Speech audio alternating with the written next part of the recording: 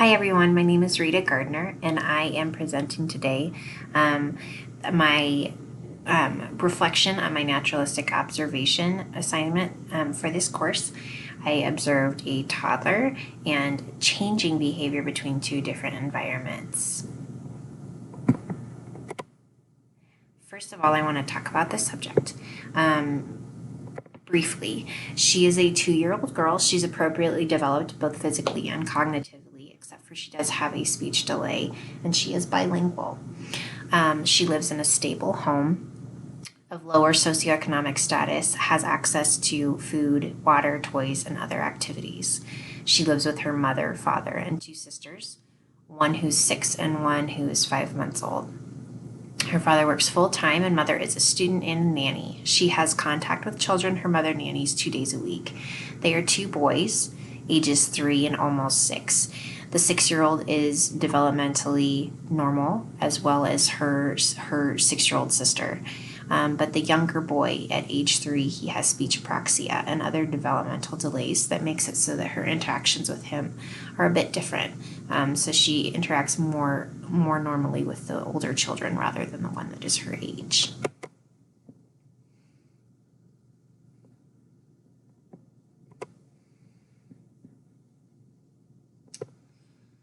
First, I want to discuss that. I then want to discuss the settings that the child is in for the observation. She was both in speech therapy assessment and home playtime. She attended a speech evaluation and was around several speech therapists in a facility that she was not familiar with, and she was also there with a case manager and her mother. She was supposed to interact most of the time with her speech therapists. Her in-home playtime her interaction was only with her mother and a bit with her little sister. She returned home to a familiar environment and had playtime with just her mother before eating lunch. Okay, so my observations in the speech assessment. I broke this down into what I observed from the subject, from those around her, and from her play, because these are all part of her developmental factors that contribute to that socio-emotional development. She was encouraged to enter the play area and interact with the therapists, but was only willing to enter with her mother. She was very aware of the way that the therapists tried to interact with her. They were very warm, very skilled, but she did not want to interact with them until once she was given some time to find the toys that she wanted to play with and play on her own. The therapists were highly trained, and they're used to this age range, as this program is only for 0 to 3 years of age. So they interacted skillfully with the subject. They were warm, they were friendly, they didn't come on too strong, they didn't approach too quickly, but she was still very apprehensive. And once she was encouraged to explore the play area without interaction from any of the others, she engaged in make-believe play with a baby doll and other stuffed animals. And then she was more willing, once she started doing that, to interact with the therapists.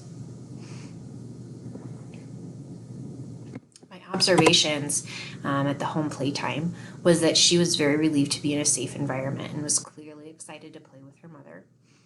She was a completely different child than she was at the assessment.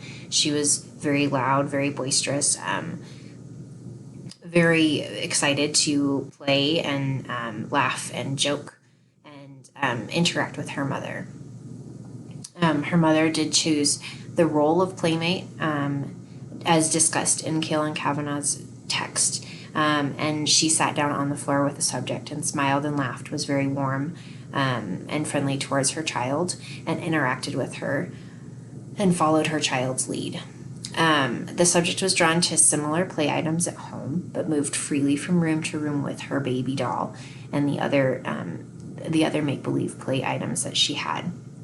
She was very interested in other things that she could take apart and put back together as well. She wanted to problem solve and figure out how to take apart different pieces of a game and put them back together, how to open the boxes and close the boxes.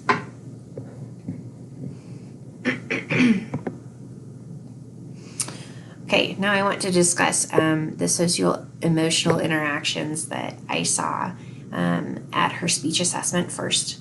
And before I do that, I want to discuss a concept that's very important in both these environments and the difference that I saw in the two different environments. And that is autonomy and the sense of security. A child, once they get a sense of security, feeling they have a proper attachment and a successful attachment to their parents, they start kind of exploring the world around them and becoming more interested in their sense of autonomy and finding their own way.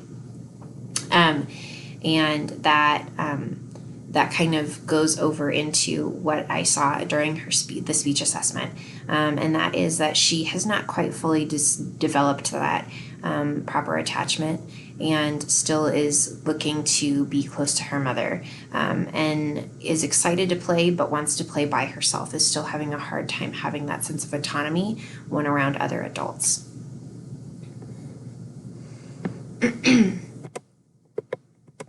Once she was at home, that sense of autonomy really kind of blossomed. She really wanted to explore and express herself.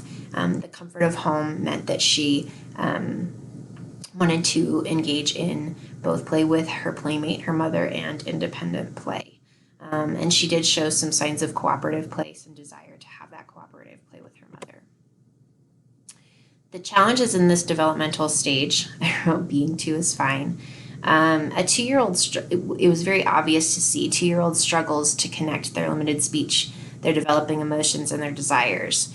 And that shows in the way that she interacted with those around her. I also want to talk about the social and cultural factors. And this is something that I noticed with her interactions with those around her, especially in the speech assessment.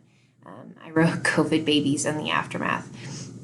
She grew up having very limited social interactions with others. She had a very close attachment with her parents, a good attachment, warm, all of the right things, but she did not have much opportunity to explore that sense of autonomy, explore the world around her, and also feel secure that her parents were there. So she is showing a lot of signs of shyness, although this does kind of crop up later in a lot of studies, and it's some kind of sense. There's a little bit of concern around shyness and how that connects to attachment. There's a lot of research that shows that this behavior is okay when it is connected to warm and attentive parenting. So even though there is that stress right now, if that parenting continues to be in the picture, perhaps her shyness will go away. Although this trauma and all this stuff that has happened in the past few years makes it so that she may just have a little bit of a delay before that shyness disappears. Although she does have that warm and attentive parenting that she needs. And that is the end of my presentation for this. Here are the references for that.